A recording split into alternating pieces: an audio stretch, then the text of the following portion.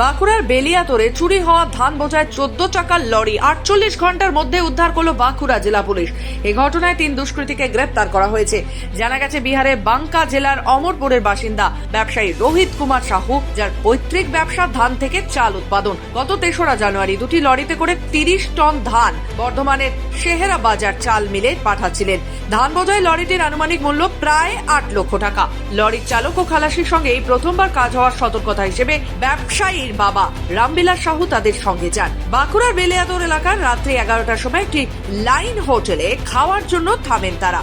ব্যবসায়ীর বাবা রামবিলাস সাহু হোটেলে খেতে গেলেও চালক ও খালাসি জানান তারা খেতে ইচ্ছুক নন এবং লরিতেই অপেক্ষা করবেন। কিন্তু খাওয়া শেষে হোটেল থেকে বেরিয়ে এসে দেখা যায় লরি সহ চালক ও খালাসি উধাও। অনেক চেষ্টা করেও তাদের সঙ্গে কোনো যোগাযোগ করা সম্ভব হয়নি। ব্যবসায়ীর ছেলে বিষয়টি জানতে পেরে তৎক্ষণাৎ বেলিয়াতোড় থানায় অভিযোগ দায়ের করেন। অভিযোগ পাওয়ার পর বাঁকুড়া জেলা পুলিশের একটি দল তদন্ত শুরু করে।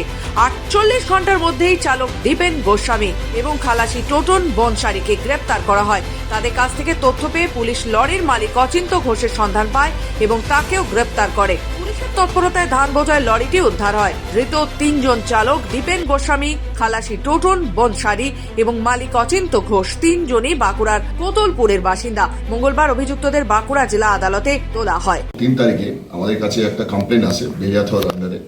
সেখানে রাত্রে মোটামুটি 11টা নাগাদ ওই একটা ট্রাক ছিল, মানে 10 চাকা, সে ওখান থেকে একটা লোক, ওনার নাম হচ্ছে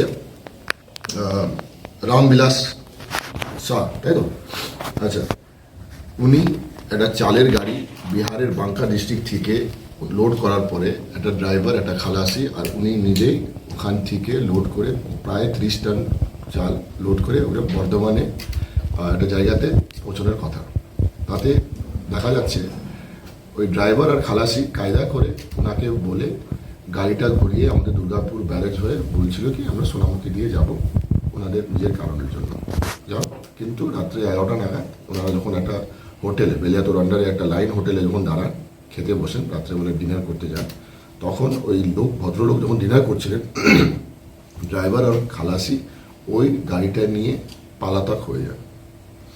উনি যে ভদ্রলোক ছিলেন উনি তখন বুঝে উঠতে পারেননি কি হচ্ছে না হচ্ছে। উনি ড্রাইভারকে ফোন করছেন, ওনারা ফোন তুলছিলেন না।